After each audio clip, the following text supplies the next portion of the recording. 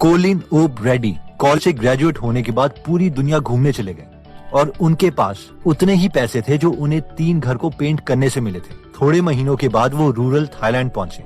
Evening में वो fire dancers को देख रहे थे और बहुत खुश हो रहे थे और उन्होंने सोचा कि मुझे भी एंजॉय करना चाहिए, इसलिए वो जलती हुई रोप से जंप करने लग गए। लेकिन जैसे ही उन्होंने जंप किया, रस्सी उनकी बॉडी में रैप हो गई और पूरी बॉडी जलने लगी। किसी तरह वो बहुत हिम्मत करके ओशन तक गए और ओशन से आग बुझाई और फिर बेहोश हो गए। जब वो उठे तो वो हॉस्पिटल में थे और उनकी सारी टांगे जल चुकी थी। उन्हें बहुत पेन हो रहा था और डॉक्टर ने कहा कि उनका चलना बहुत मुश्किल है। कोलिन हार मान ही चुके थे कि 5 दिनों के बाद उनकी माँ वहाँ पर आई। बेशक कोलिन की माँ को दुख हो रहा था, लेकिन उन्होंने कुछ शो नहीं किया और कहा, कोलिन ये बताओ कि जब तुम यहाँ से वापस जाओगे तो तुम क्या करना चाहते हो? कोई बड़ा गोल सेट करो। इस पर कोलिन ने कहा, माँ आप क्या बोल रहे हो? यहाँ डॉक्टर्स बोल रहे हैं कि मैं पूरी जिंदगी चल भी नहीं पाऊंगा और आप कह रहे हो कि गोल सेट करो। लेकिन जब कोलिन की माँ बार बार उससे पूछती रही तो एक दिन कोलिन ने आंसर दे दिया, माँ जब मैं यहाँ से बाहर निकलूंगा तो मैं ट्रायथलॉन में पार्ट लेना चाहता हूँ और उसे पूरा कंप्लीट करना चाहता हूँ। इस पर कोलिन की माँ रोने लगी और उसे गले लगा लिया। कुछ दिनों के बाद व्हील चेयर में कोलिन को घर ले जाया गया।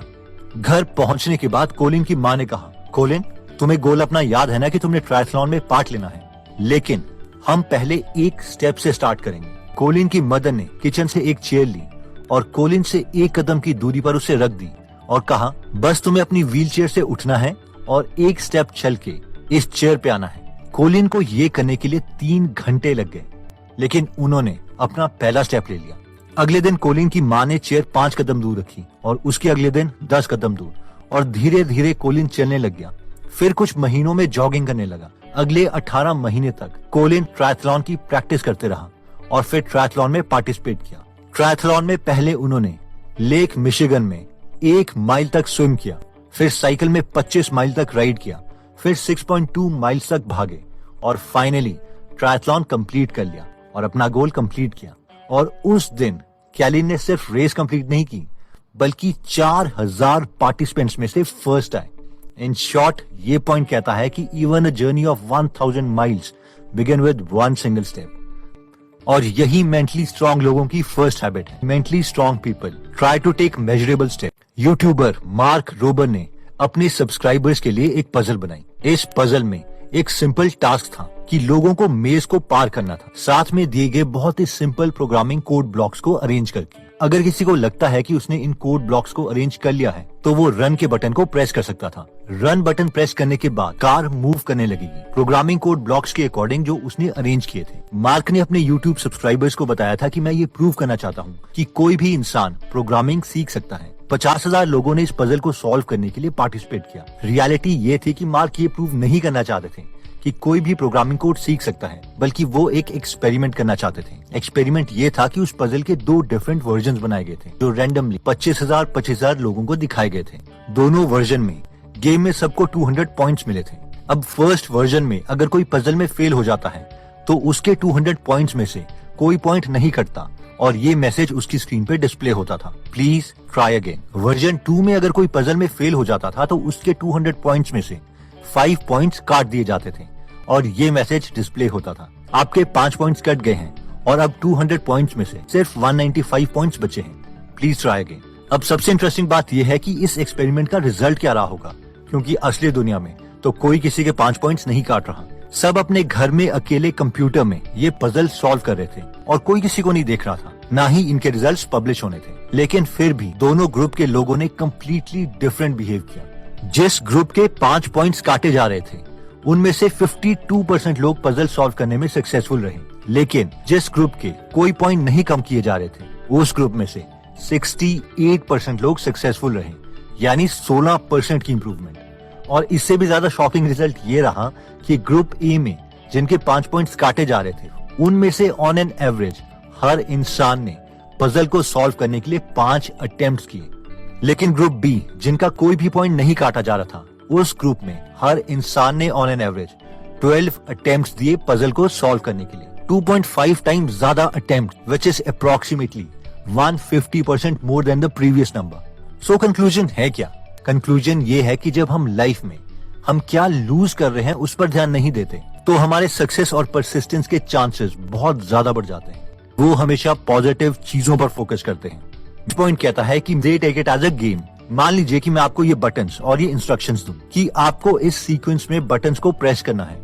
जैसे कि पहले बटन 3 को 5 सेकंड तक पुश करना है, बटन 6 को 1 सेकंड के लिए पुश करो, बटन 3 और 5 को एक साथ 6 सेकंड्स के लिए पुश करो एंड सो ऑन। तो आपको क्या लगता है कि हम में से कितने लोग 1 आवर तक इस चीज को कर सकते हैं? ऑब्वियसली ये इतना बोरिंग काम है कि हम 1 घंटे से पहले ही क्विट कर देंगे। लेकिन अब इमेजिन कीजिए कि हम टेस्ट शब्द की जगह इसे गेम बोलें और बटन्स को थोड़ा चेंज कर दें, उन्हें कलरफुल बना दें। और अगर हम इस पेपर में दी गई इंस्ट्रक्शंस की जगह कोई एंटरटेनिंग इंस्ट्रक्शंस दें, जैसे कि सुपर मारियो गेम, तो ऑब्वियसली हर इंसान इस गेम को 1 घंटे तक कम से कम खेल लेगा। आपको पता है कि हमें इन दोनों सिनेरियोज में सेम बटन, सेम टाइम और सेम सीक्वेंस में प्रेस करने हैं, लेकिन फिर हमारा रिस्पॉन्स इन दोनों सिचुएशन में बदल क्यों गया? आंसर सिंपल है, सेकंड केस में एक गेम है और हर मेंटली स्ट्रांग इंसान यही करता है। वो जिस भी काम को करता है उसे गेम की तरह देखता है और इसे mark Rober super Mario effect बोलते हैं। जीतेगा तो वही जो डिफिकल्टीज को गेम की तरह लेगा। अब ये बहुत ही प्यारी प्रेजेंटेशन है लाइफ वर्सेस एक्सपेक्टेशंस की, जो ऑलमोस्ट हम में से सबने देखी है। हम चाहते तो हैं कि हमारे साथ ऊपर वाला केस हो, कि कोई ऑब्स्टेकल नहीं हो और हम फटाफट दुनिया वालों को बोल सकें कि मैं जीत गया। और सेकंड केस के सिनेरियो को देख के हमें चक्कर आने लगता है कि अपना गोल अचीव करने के लिए हम इतना कुछ करना पड़ेगा।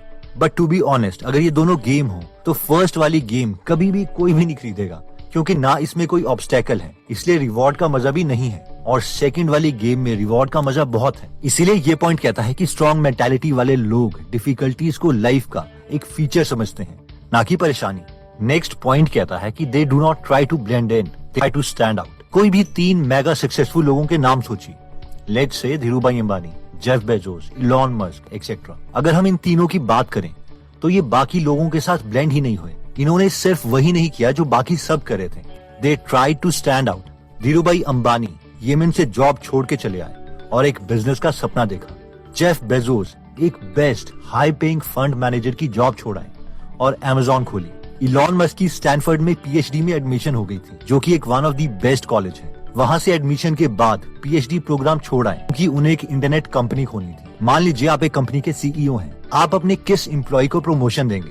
जो सबके साथ ब्लेंड कर रहा है, यानी सबके जैसा है, या फिर जो स्टैंड आउट कर रहा है, यानी बाकियों से अच्छी परफॉर्मेंस दे रहा है? ऑब्वियसली हम सब उसी को प्रमोट करेंगे जो सबसे एक्स्ट्राऑर्डिनरी परफॉर्मेंस दे रहा है। नेक्स्ट दोस्तों, एक बार यूनाइटेड स्टेट्स के नेवी सील से पूछा गया कि किस तरह के लोग नेवी सील को पास कर लेते हैं, क्योंकि ये दुनिया के one of the toughest defence training में से एक है। इस पर उस नेवी सील ने कहा कि मैं तुम्हें ये बता सकता हूँ कि कौन से लोग ट्रेनिंग पास नहीं कर पाते। वो सारे बॉडी बिल्डर्स जो ट्रेनिंग से पहले 100 पुशअप्स कर लेते हैं, वो नेवी सील पार नहीं कर पाते। वो सारे लोग जिनकी बॉडी में टैटू होते हैं और अपने को बहुत टफ मानते हैं, वो नेवी सील नहीं बन पाते। स्ट्रॉन्गेस्ट एथलीट्स वो भी बीच में क्विट कर देते हैं। लेकिन वो पतले से लोग जो कई बार डर के मारे कांप जाते हैं, पता नहीं क्यों इनमें से बहुत से लोग नेवी सील बन जाते हैं, क्योंकि ये मेंटली स्ट्रांग हैं। पता नहीं इनमें कहां से ये फीलिंग आ जाती है कि ये क्विट नहीं करते। तो दोस्तों, इस वीडियो में हमने मेंटली स्ट्रांग लोगों की 4 अमेजिंग हैबिट्स के बारे में सीखा, जिसमें सबसे पहली थी कि दे टेक मेजरेबल स्टेप्स, यानी गोल चाहे जितना मर्जी बड़ा हो, लेकिन अगर हम उसे छोटे छोटे स्टेप्स में तोड़ देते हैं तो उसे करना बहुत आसान हो जाता है। नेक्स्ट हमने देखा था कि मेंटली स्ट्रांग पीपल पॉजिटिव चीजों पर फोकस करते हैं, जिनमें हमने एक पजल के एक्सपेरिमेंट के बारे में देखा था कि अगर लोग पॉजिटिव चीजों पर फोकस करते हैं तो वो अपने गोल को पाने के लिए ज्यादा अटेम्प्ट्स करते हैं और उनका सक्सेस रेट भी ज्यादा होता है।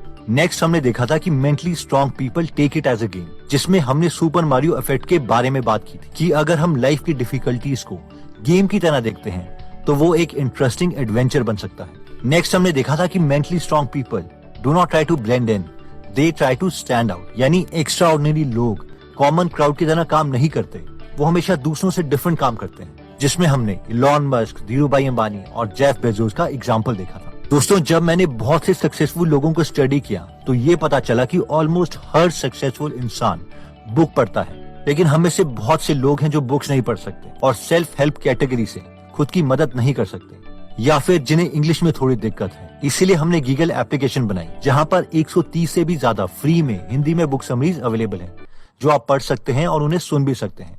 और हर हफ्ते हम इनमें एक बुक समरी ऐड करते रहते हैं। तो अगर हम औरों के एक्सपीरियंसेस से सीखना चाहते हैं, या हमारा कोई नोन है जो आजकल बहुत स्ट्रेस या डिप्रेशन में है, तो हम उसे इस चैनल या गीगल एप्लीकेशन का लिंक दे सकते हैं। हमें 100% बिलीव है कि ये आपकी या आपकी फैमिली की लाइफ को बहुत ही पॉजिटिव डायरेक्शन में ले जाएगा। अगर आप इस एप्लीकेशन में इंटरेस्टेड हैं तो इसका लिंक हम डिस्क्रिप्शन में दे देंगे। अगर आप हमारी वीडियोस मिस नहीं करना चाहते तो हमारा पेज लाइक करने के बाद 3 डॉट्स के बटन को प्रेस करके फॉलो के बटन को सिलेक्ट कीजिए और फाइनली सी फर्स्ट के ऑप्शन को सिलेक्ट कर लीजिए। इससे आपको हमारी हर पोस्ट मिलती रहेगी। जय हिंद।